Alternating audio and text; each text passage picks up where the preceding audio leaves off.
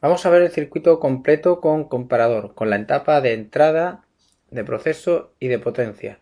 La etapa de entrada está formada por una resistencia o resistor LDR en serie con una resistencia de 10K. Vamos a conectarla a una fuente de tensión de 9 voltios y a tierra,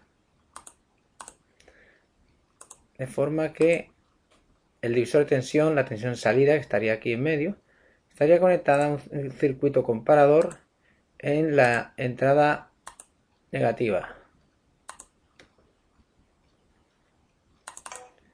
Vamos a colocar el circuito comparador entre una tensión de 9 y 0 voltios. El circuito comparador tiene conectada a su entrada positiva otro divisor de tensión formado por un potenciómetro, cuyos terminales que marcan su resistencia máxima están conectadas a positivo y a tierra, y el terminal común o intermedio está conectado a la entrada más del comparador.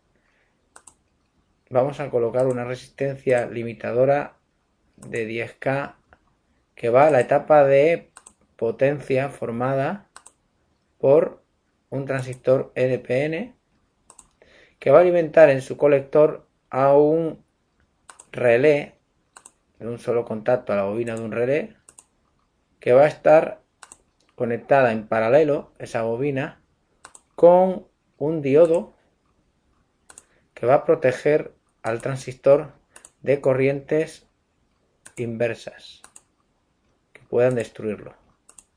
Conectamos al positivo, al relé, a tierra, el emisor, el transistor, y vamos a conectar a los contactos del relé una lámpara que funciona a una tensión alterna. Por tanto, vamos a colocar un generador de señal de corriente alterna que va a funcionar a 50 Hz y que va a conectar en circuito cerrado a la lámpara. Bien, vemos que cuando la patilla menos, la tensión aplicada a esa patilla menos del comparador es superior a la del más, en la salida prácticamente sería cero en la etapa de proceso en el comparador, por tanto no habría corriente de base y el transistor permanecería en estado de corte. Esto quiere decir que no hay corriente ni tensión de colector emisor. Por tanto, la bobina del relé estaría sin corriente y el contacto del relé estaría en estado de reposo, haciendo que el circuito de la lámpara en corriente alterna esté abierto, por tanto la lámpara apagada. En el momento en que la tensión en la patilla menos disminuya y la tensión en la patilla más se haga superior a la menos, ahora, ¿qué ocurre? Tenemos una salida en la etapa de proceso del comparador, repito, tenemos una salida de una tensión aproximadamente de 9 voltios, algo menos, 7 y pico. Si colocamos el cursor vemos que hay una tensión de 6,95 voltios. Esto va a hacer que haya una corriente de base emisor que ponga el transistor NPN en modo activa y deje pasar una corriente mayor entre colector y emisor que alimenta a la bobina del relé y hace que su contacto cambie de posición.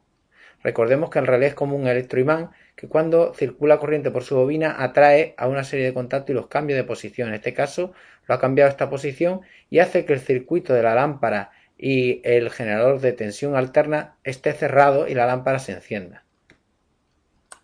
Volvemos al estado anterior. Esto hace que cuando a la LDR le dé luz, es decir, cuando sea de día, la lámpara esté apagada y cuando anochezca se encienda. La cantidad de luz que hace que se active la lámpara y se encienda, pues viene también regulada por el potenciómetro. Podemos hacer que se encienda antes, es decir, que la entrada de tensión en la apatía menos sea inferior antes. ¿Cómo? Pues elevando la tensión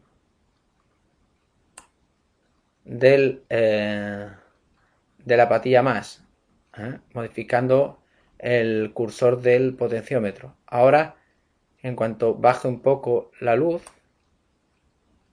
ahora mismo he bajado un poco, ha cambiado y se ha encendido, es decir, con una mayor cantidad de iluminación se enciende la lámpara. Con esto podemos regular el nivel, digamos, de oscuridad que queremos, en el que queremos que se encienda la lámpara. Ahora mismo lo he regulado a menos el potenciómetro, de forma que todavía con esta cantidad de luz no se enciende, tendrías que bajar más hasta que llegue un momento en el que se enciende, porque la tensión en el lado menos del comparador se hace inferior a la tensión en el lado más del comparador.